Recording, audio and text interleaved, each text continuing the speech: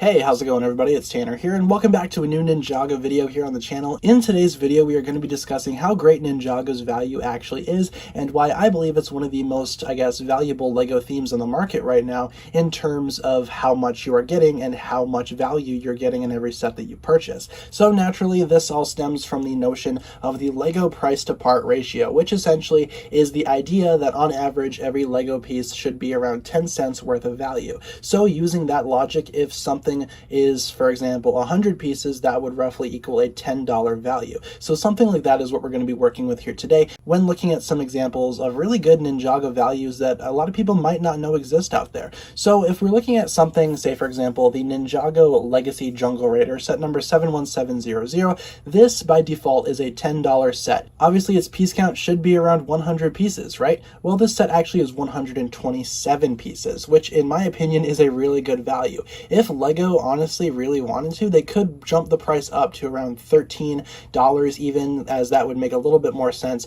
But the fact that it's a $10 value, and in most places now it's even cheaper, that in my opinion is a really good value. Plus you're getting a really great vehicle and a really great minifigure at that. So naturally something like this would be very valuable to someone who collects Ninjago that might have a smaller budget. I mean, some of the smaller sets, they're actually really good. Jumping up the scale a little bit, if we look at something like the Ninjago Legacy Destinies Bounty, this is a $130 set. On the LEGO website right now, it is $129.99 USD, but for piece count, it is actually quite impressive. It has a whopping 1,781 pieces. By default, this should be on paper a $170, even $180 set, but the fact that LEGO is selling it for only $130, that's really impressive in and of itself. Now, of course, price to part ratio is not everything. You also have to take into account just everything else in the set, how many minifigures are in there, the actual size of the pieces in question. For example, the Destiny's Bounty looks like it kind of uses a large majority of smaller pieces to make up the actual ship build. I wouldn't really know because I have not built this myself,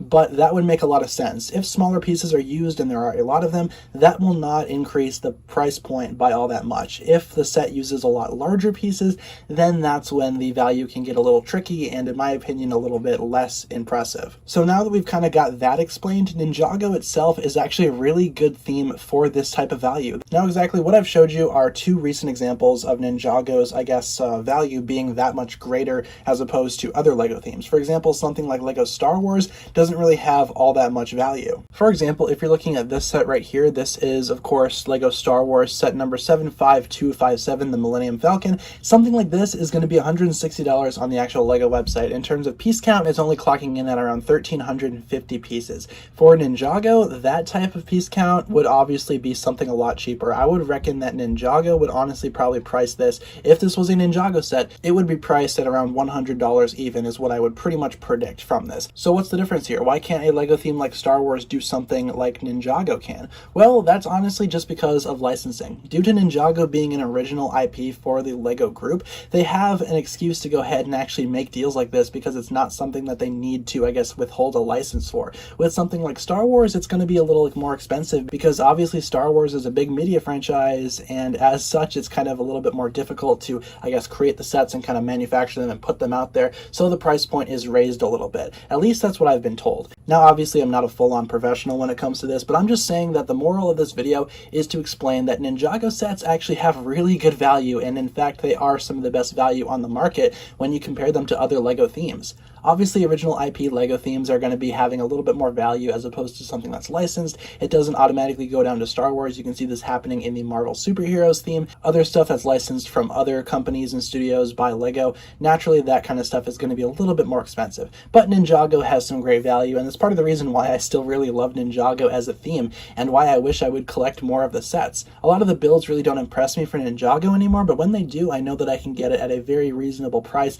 due to Ninjago's value being so great on the market. Of course, it might also have something to do with Ninjago's, popularity slipping when it comes to, LEGO fans and LEGO collectors, but we'll talk about that more in a future video. But it would make sense why these sets would go for so cheap, as LEGO kind of does have, a reason to go ahead and put them out for a cheaper price and it's just because maybe they're not as popular as they used to be, but it also does depend on the licensing, which is something that I explained in this video. So thank you so much for watching this video, guys. Just a quick video discussing why Ninjago's value is so great when compared to other LEGO themes, and hopefully this video made you learn a few things. Obviously, I'm not a professional when it comes to this. I don't work for LEGO. I'm not a genius in marketing or anything like that, but I do want to go ahead and give my 2 cents on this because I feel like this is one of Ninjago's strongest points. So be sure to go ahead and leave a comment down below talking about what you think about this, and tell me what you thought of the video. If you enjoyed, be sure to like, comment, subscribe, do all that fun stuff, and check out the links down below in the description for my other forms of social media. As always, big shout out goes out to my Patreon supporters, including once again the marvelous Jan. Thank you guys so much for watching this video once again. My name is TannerFishies, and with that I bid you farewell.